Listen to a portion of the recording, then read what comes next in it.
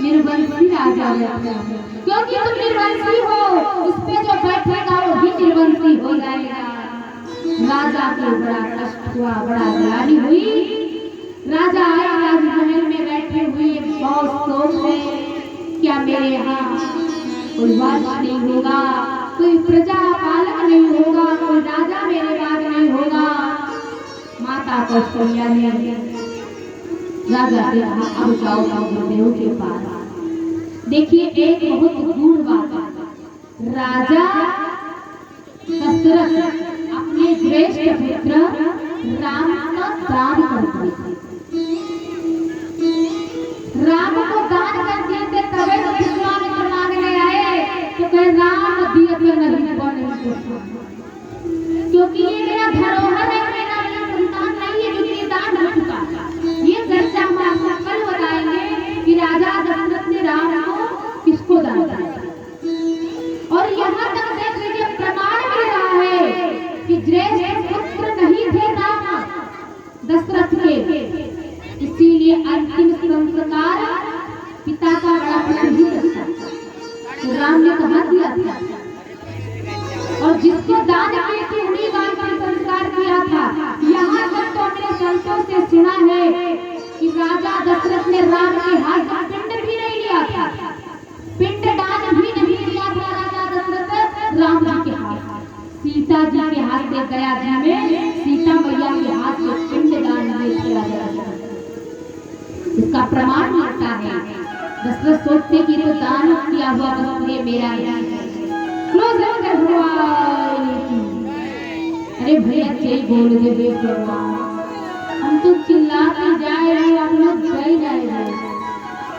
जो जय नहीं बोलेगा तो जानते हो क्या होगा? माता रानी के दरबार में बैठी हुई हो, कान का बाला खोल जाएगा।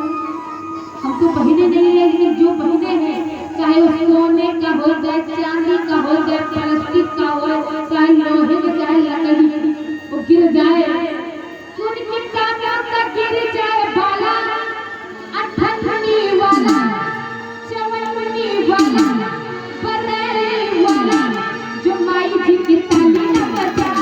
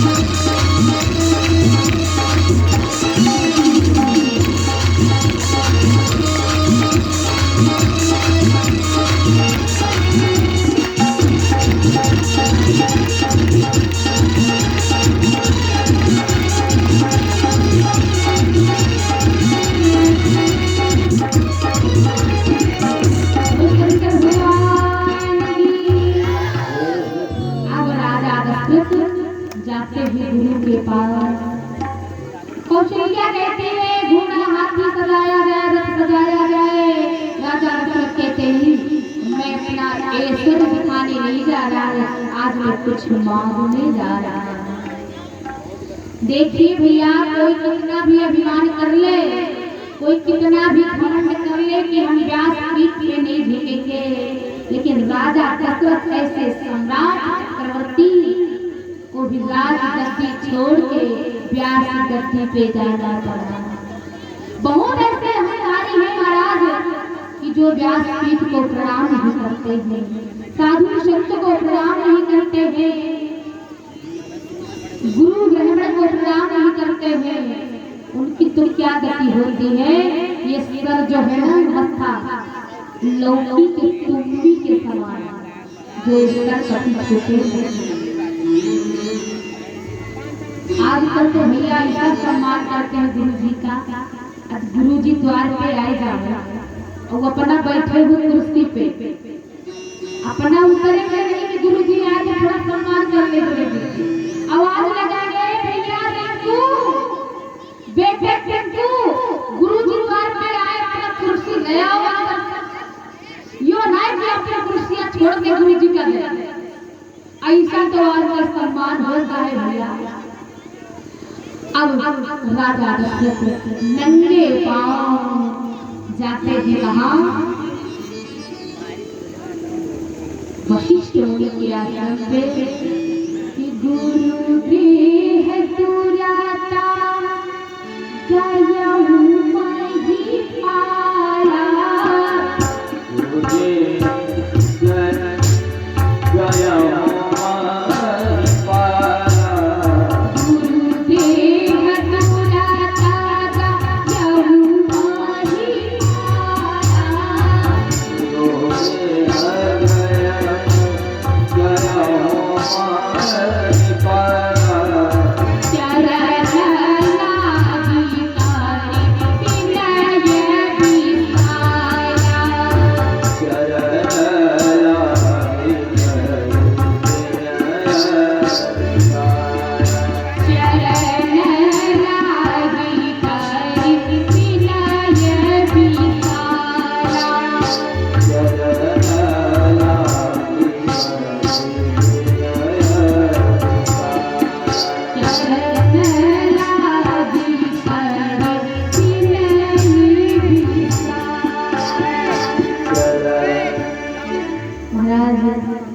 जोड़ के वशिष्ठ मुनि के चरणों में प्रणाम करते हैं। वशिष्ठ मुनि ने कहा क्या हुआ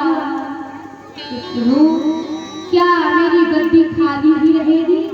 देखिए राजा दशरथ के एक कन्या थी जिसका नाम था शांता। उस कन्या का जन्म हुआ था माता सुमित्रा के गर्भ से। दशरथ की पुत्री भी थी जिसका नाम था शांता और वो कौशल्या के नहीं माता सुमित्रा से जन्म ली थी। राजा दशरथ का दान कर दिए थे किसको रोमपाद। रोमपाद उनके मित्र थे। अपने मित्र को अपनी कन्या को दान कर दिया था और इस कन्या का विवाह हुआ था श्रृंगी मुनि से। और श्रृंगी मुनि जानते हो कौन जिसका जन्म मृगी से हुआ था। श्रृंगी मुनि का जन्म मृगी से हुआ था। एक सींग था उनके ऊपर इसीलिए उनका नाम था श्रृंगी मुनि। श्रृंगी मुनि का विवाह शांता से हुआ। अब राजा दशरथ प्रार्थना कर रहे कि प्रभु क्या मेरे कोई संतान नहीं होगा। राजा की बात सुन के वशिष्ठ मुनि कहते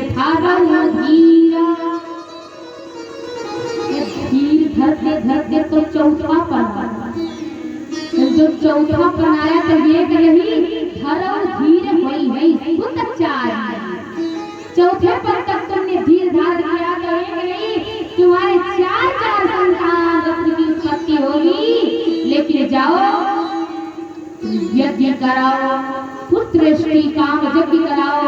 ये यज्ञ श्रृंगी मुनि के द्वारा होगा क्योंकि श्रृंगी मुनि राजा दशरथ के दामाद थे। श्रृंगी मुनि जानते हैं अयोध्या में और विशाल यज्ञ हुआ।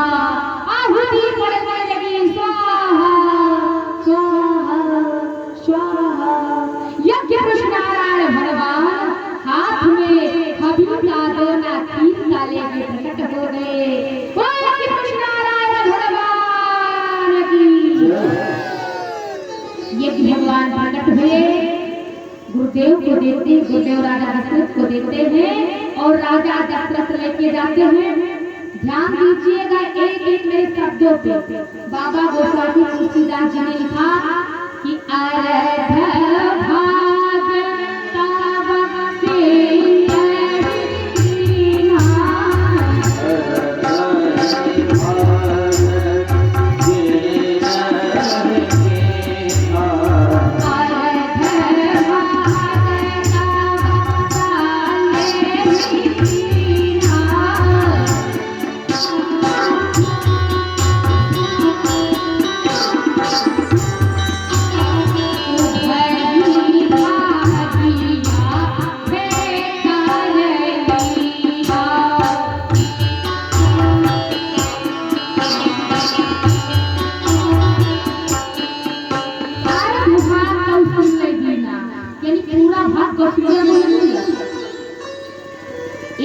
उपाय को गौर से देखिए। तो यानी आधा भाग कहाँ गया? जब पूरा भाग किए थे यज्ञ पुरुष नारायण, तो राजा दशरथ आधे भाग काटे तो कौशल्या कह दिया, और वही भाग माता कौशल्या ने उसी में से 2 भाग किया, वही भाग आधे कर लिया। यानी आधा भाग एक चील उड़ के लेके चली गई, और वो खीर जाके महाराज कहाँ गिराई? जहाँ माता अंजना बैठ के तपस्या कर रही। अंजना मैया वो खीर को पाई और अंजना मैया खीर को ग्रहण कर ली, तो अंजना मैया भी कर दी। जिससे जन्म हुआ अनंत श्री हनुमंतराय जी महाराज। हनुमान जी भी राम जी के भी भाई हैं, कोई अलग नहीं है। उसी खीर से हनुमान जी का भी जन्म हुआ। तो महाराज कौशल्या ने 3 भाग किया, एक सुमित्रा को दिया, एक कैकेयी को दिया। माता कैकेयी ने उसमें से 2 भाग किया, एक अपने लिए बचाया और एक माता सुमित्रा को दिया। यानी मैया सुमित्रा को 2 भाग दिया। अब तीनों रानियां गर्भवती हो गई।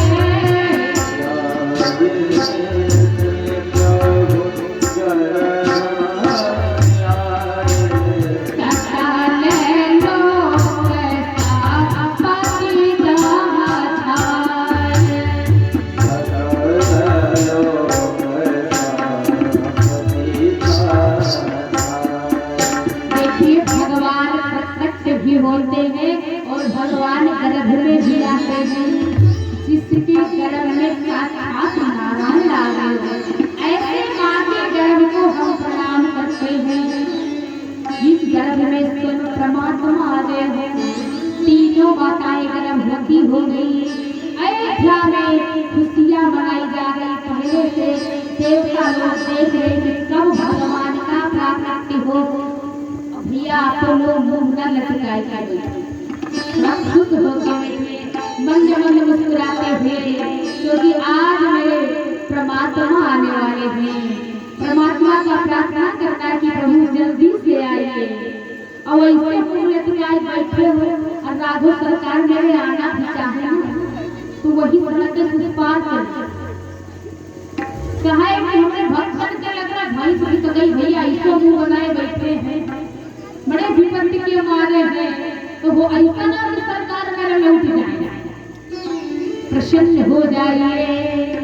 महाराज धीरे धीरे विश्व में आ गया।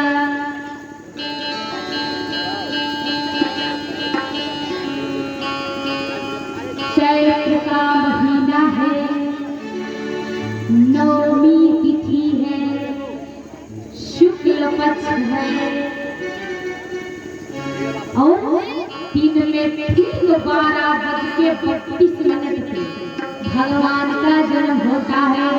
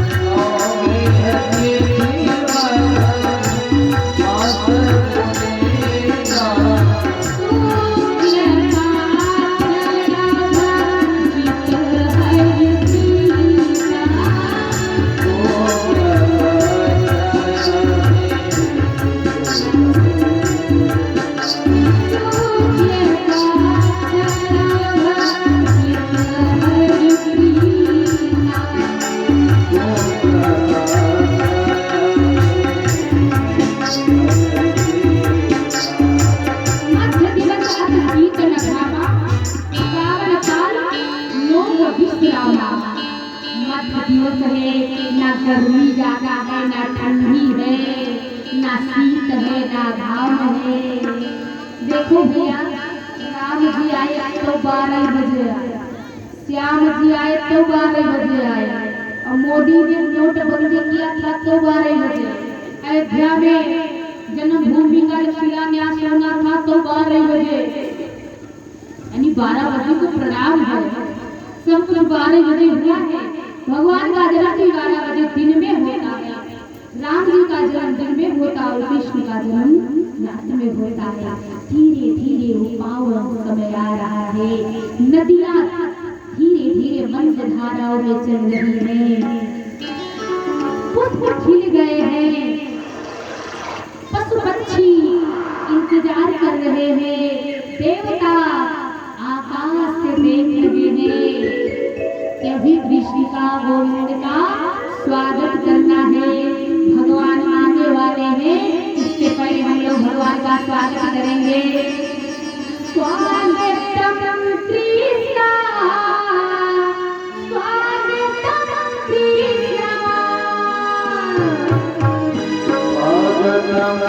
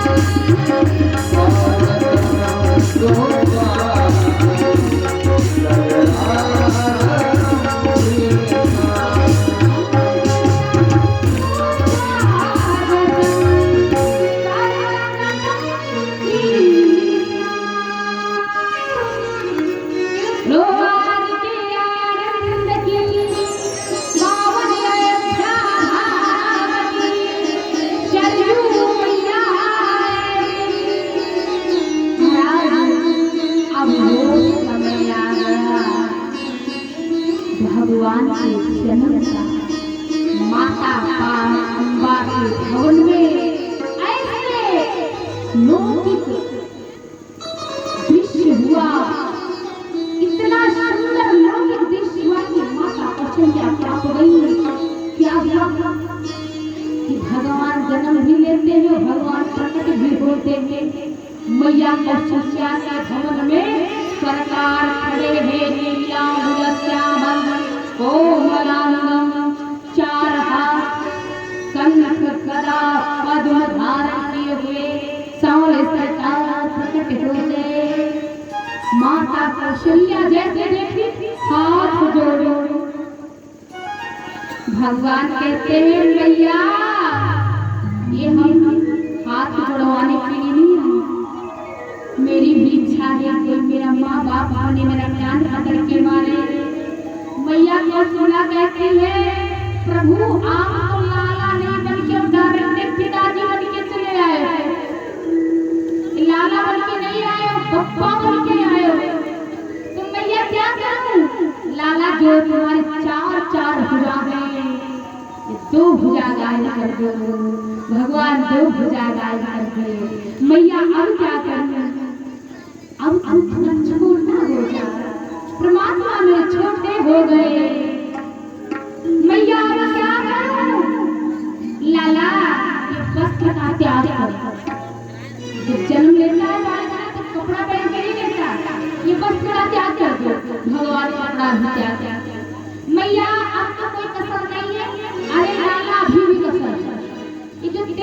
बड़ी बड़ी दतुली निकली हुई ना दांत को गाज निकलेंगे जन्म लेती बड़ी बड़ी दांत लगता भगवान ने दांत को भिवाए कर दिया मैया आपकी कमी लाला भी की कमी है ये जो कटकट बतिया रहे हैं किसी की गोद में डालेंगे तो कहेंगे कैसा अद्भुत बात कर रहा है जन्म तो बेटा ये बोलना बंद कर दो रोना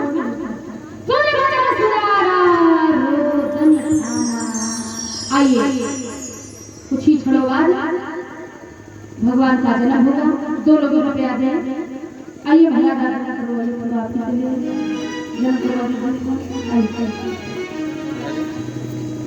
एक लोग और चले आए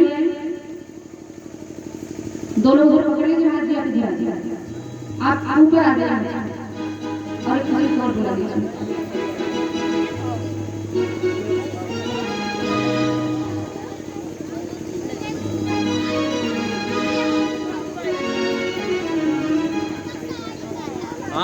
आराम